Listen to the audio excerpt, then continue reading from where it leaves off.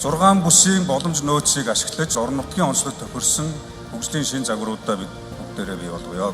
За хөгжлийн шин загвар бид юу яриад байна гэхээр ер нь бол бид нар бүссэн хөгжлийн бодлогын хүрээнд энэ бүс орон нутгийн эдийн засгийн чиг үүргийг оновчтой тодорхойлно. Энэ цаг нь болсон гэж үзэж байна. Үйлдвэрлэл үүсгэх, хоршил, төрөлжил, дагналт, кадастрын тогтолцоо руу оруулж энэ бодлогоо тууштай дэмжиж агуулдаг. Бүс дамсан салбар хоорондын уялдааг хангасан стратегийн төслүүдийг үе шаттайгаар хэрэгжүүлье гэж. За татвар санхүүгийн ялгаатай бодлогыг хэрэгжүүлснээр үр өгөөж нь тодорхой хэмжээнд гарна гэдгийг бид маш сайн ойлгож байгаа. Тийм учраас энэ бодлогоор дамжуулаад тээвэр логистикийн нэгдсэн сүлжээ, бомб, чөлөөт бус, тусгай бүсүүдийг хөгжүүлнэ.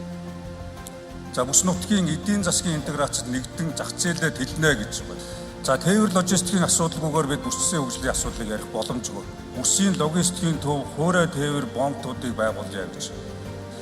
Тэгэхээр цаашдаа шивээ хүрэн, гашуун сухаа, танк, замын үүд, за бүр одоо ингээд бичигт, сүмбэр, ирээн цав, бага хэлнэг, алтан буулаг, ханх, за хойшлох одоо баруун тишээ боршоо цагаан уур, булган бомбтуудаа бүс нутгийн одоо энэ хөгжлийн интеграцтай холбох тээвэр логистикийн сүлжээ бий болгож ажиллаж байж манай одоо бодлого орон нутгийн бүсд амжилттай хэрэгжинэ.